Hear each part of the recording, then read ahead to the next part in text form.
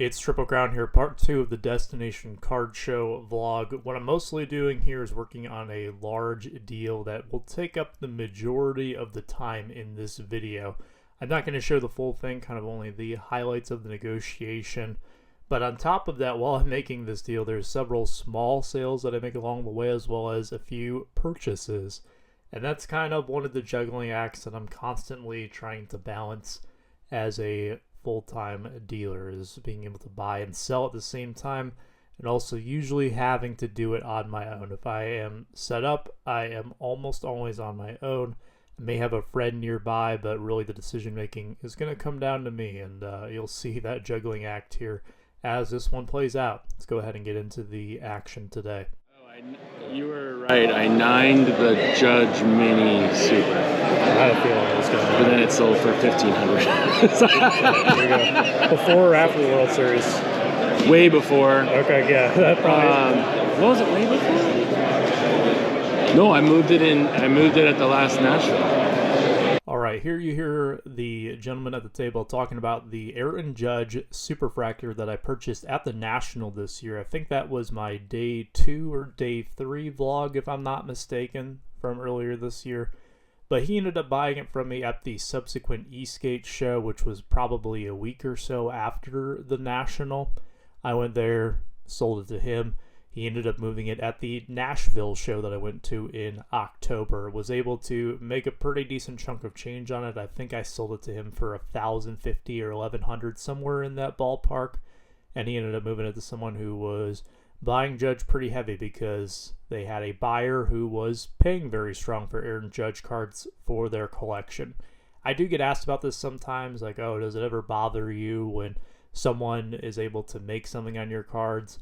No, really it doesn't. I have a really fine line where I don't care if people make money on the cards, but it is not going to be my problem to set them up in a position to do so, right? Like, I am not here to leave them meat on the bone, or whatever the case may be. Whatever they do with it after it leaves my hands is their business. Same thing kind of goes back to that Amon-Ra 1-of-1 select RPA. Like, yeah, that one might sting a little bit more just because of the difference, but really, on that Judge, I sold it at a price that I was comfortable with, and hopefully that means that people will come back. You know, I have people all the time say, oh yeah, I bought this card from you and ended up getting a 10, or I was able to take this card I got from you and trade it into this, and it's something that they're happy about. Whatever the case may be, if it makes them happy and it makes them more likely to come back, hey, why not? I do well enough where I don't need to win every single time, and I don't need to maximize my wins every single time. As long as I win most of the time and my wins are healthy wins, that's really all I care about. You want me to go card by card when I'm ready, or do you want like a whole stack price? We can do card by card. I think you like it card by card, right? Yeah. I prefer going card by card because I like to know what I specifically got out of every individual card. It also helps greatly when I go to do my spreadsheet, because if I make one big lump sum deal, I kind of have to figure out, okay, I got to move $5 off of this card, move it over to this one. It's just a little bit easier on the paperwork side of things for me. Also, when you're kind of throwing around large sums of numbers, there might be some cards that kind of get buried a little bit, in a sense that I might not necessarily get what I want out of them. Maybe some of the cheaper stuff I end up putting down as a 0 on my spreadsheet, which is not ideal. I obviously bought those cards to sell them for something, not for 0. So going card by card is kind of my fail-safe to make sure those kind of things don't happen to me. I'm not ready for that yet, but let's go. The Burrow stained glass. Yeah. Do 57 on them? 57? I could. Do you do PayPal? Yeah. I'll take that. Good. If you follow my channel, you'll know I'm not one to play in the super high end, but for the few times I have made deals as large as that one, they're usually not that quick. That Burrow stained glass is probably the most casual, quick $5,000 plus deal I think I've ever made, and I don't imagine that changing anytime soon. But that's definitely a really nice sale that will really boost this show from a really good one to a phenomenal one in a heartbeat. Cool. Awesome. Thanks, man. Yeah, thank you. Did you 80 on the blue barrel? Yeah. That's fine.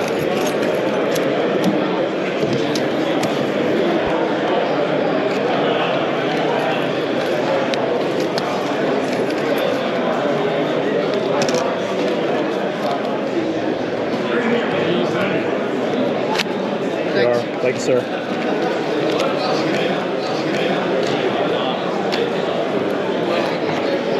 You ready? I think so.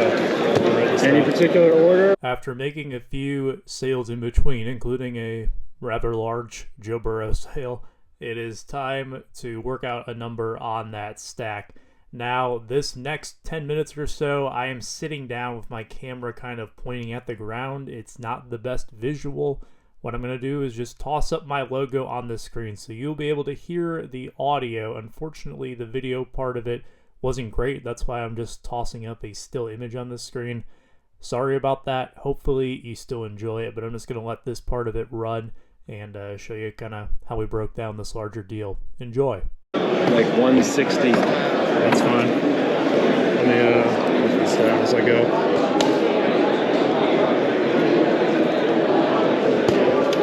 None of the stuff you pulled out, those are all mine. 165. Yeah. 75. Yeah. 100.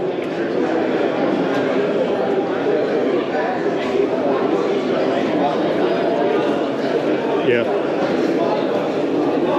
You writing this down? Yep. 215 in the ring.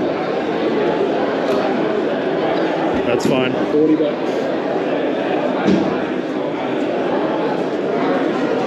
Sure. Right. Yeah, sure. Do you have a question, sir? Or are you good? Yeah, about what? Yeah. What do you want to see? Could you do 160 for Alonzo, Votto, and Logan Webb right there?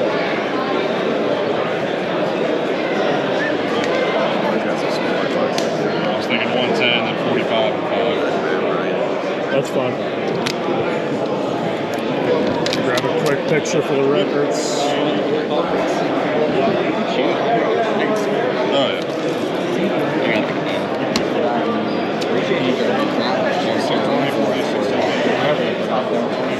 yeah. Sweet.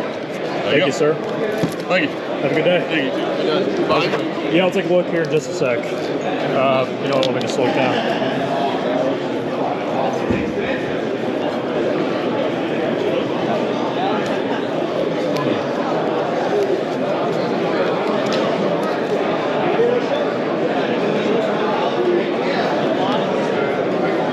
I'm all good on these, but thank you. Thanks, man. What's our total at? I will tell you in just a sec. Looks like 19. Works for me.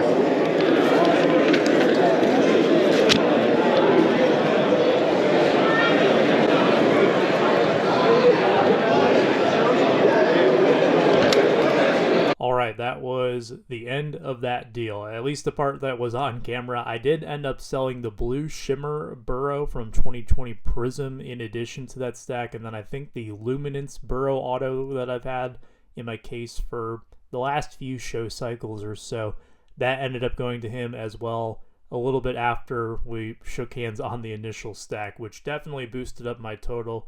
Between this deal and the Burrow stained glass sale, I'm pretty much near where my best show ever had been in terms of sales. That doesn't even include all the other sales that I had made, the ones prior to the start of the show, the ones I made in the first part of the video, and a couple more that I'll make a little bit later on as the show progresses. There's nothing too huge from this point forward. I think the biggest card I sold after this deal here, and then the Burrow cards that I just mentioned, would be a Brock Purdy auto relic out of Select second year card that I had in my case. I ended up getting $400 for that, and outside of that it was really just a bunch of smaller things. But selling the smaller cards aren't bad. A lot of them were ones that I had had in my case for a while. You could say that they were probably stale at this point because people had seen them multiple times if they had gone to the same shows that I usually frequent, and it's good to kind of move on from them. My show schedule tends to lighten up during this time of the year being the stretch from Thanksgiving to the New Year, and then in January I usually start setting up a lot again. I'm doing a lot of buying usually in the month of December because that's usually what the market dictates me to do. And moving some of those smaller things, the cash flow on them isn't I'm not getting a ton out of them, but it adds up, and I can replace them with new, cheaper cards for when I'm setting up again, and that way I have fresh cards to put out when the calendar turns over. But between that sale and then the Burrow stained glass, I mean, I'm approaching record highs on the day, and I do end up getting there at this point. So this show, I couldn't have asked for much more. Now it's time to buy a little bit, and I have a card come up to my table that is kind of in the neighborhood of something that I have been looking for lately. It's something that I wanted to kind of take a little chance on, and sure enough, opportunity comes knocking not too long after I make this deal. Is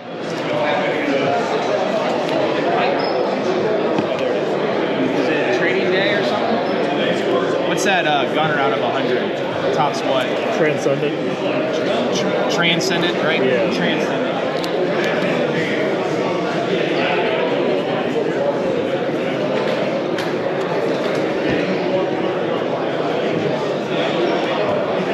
With how good sales have been today, I am feeling a little bit more risky. I'm going to go after some cards that maybe I would not normally go after had sales not been as good. And I've been eyeing getting some nice Caitlin Clarks in my case for quite some time, but the opportunities to buy them at prices that I want to pull the trigger on are few and far between, understandably so. This one I'm a little bit reluctant on because it is a national silver pack card, which is kind of one of these sets that I usually tend to avoid at all costs, with some exceptions. And why is that? Well, oftentimes these cards, especially for sports that are just at the start of their release cycles, for example, 2024 WNBA cards, don't have that many products out right now. There are more on the way. But because of that, there aren't that many cards with Clark in a Fever uniform. When those sets do come out, the sets that come out earlier on tend to see their values dip, especially these national silver pack cards, which in a vacuum are usually pretty hot sellers right around the time of the national and shortly thereafter. But as time goes on, their desirability goes down. However, with Clark, I am a little bit more optimistic because the rules that apply to, say, football or baseball cards, I find, aren't necessarily one-for-one with WNBA cards. I don't know how these silver pack cards will hold up long-term for someone like Caitlin Clark, and if the collector base will be a little bit different. All I know is that I'm going to find a number that I'm comfortable with paying with this. Hopefully the seller is on the same page with me and we end up shaking hands on this, because this is a card I'd like to take a chance on. It's cracked ice. Everybody knows I love my ice cards, and this is one that I definitely think would be a good entry point for me into the higher end Caitlin Clark market. I'd offer $680 on it. Sweet. How cool is that? Yeah, that's cool. I love it when a plan comes together. Too many ball holes. I had my number on my calculator. So You said what I said. nothing I could do. What are you saying? Too many what? Too many empty holes. Oh. Yeah. That doesn't happen very often, does it? No. Probably the first time ever. Well, I know you got to make money on it. It is appreciated because most of the time. And That went about as smoothly as it possibly could have. He had a number on his calculator on his phone based on what he wanted to try to get out of the card, and it happened to match exactly with what I offered him. $680. We shake hands on the very first number thrown out there. Love it when it goes that smooth, especially on a card as nice as that one. Very happy to add that Clark card into the inventory. Hopefully not the last time I dip into the higher end pool of her cards. But for now, that was definitely a nice way to kind of get on the board buying wise. I didn't have too many buys today, but that's all right. I am only setting up at one more show the rest of the year, and that was the Westchester show that happened a couple of weekends ago. Really, during the stretch from Thanksgiving to the New Year, I do a lot of buying because I feel the show scene isn't necessarily as strong. People are spending their discretionary income on holiday shopping, and because of that, there's not as many sales for cardboard, at least in the show front. Therefore, I go around usually buying this time of year, which will probably be reflected in some of the coming weeks' vlogs that you'll see here on the channel. But I'll pick and choose my spots as I go along here. That was one that I definitely handpicked, though, and like I said, couldn't have worked out better for me on that one. That'll wrap things up. I mentioned earlier on, but most of the sales from this point forward are just kind of your smaller cards, your $10, $20 stuff. It added up to a few $100s more in revenue on top of that Brock Purdy autograph that would sell towards the end of the show. And outside of that, that was pretty much all she wrote. This one worked out about as well as I could have asked. It was one for the record books for sure. Puts me in a fantastic position to close out the year where I'll be able to do quite a bit of shopping while maybe the market softens a little bit during the holiday season. And I can kind of pick and choose my spots. I won't be in any rush to buy. I can really focus on certain things that I want to pick up and not feel like I constantly have to have cards coming in, which is definitely a much more advantageous position for me. Rather than feeling a huge sense of urgency, I guess, to make sure that I'm buying inventory so that I constantly have things to fill my showcases. It'll definitely make things a lot more peaceful. And I'll still have eBay as well as my online platforms to sell through as we move throughout the rest of 2024. But I'll have some buying vlogs coming up in the next few weeks. I hope that you'll enjoy them. Also, we'll be continuing on with the MVP buyback series. Maybe a couple of rewind episodes to toss in there as well. Should be an exciting end to the year. That'll do it for me, though, this time around. Until then, take care, stay safe, and be kind.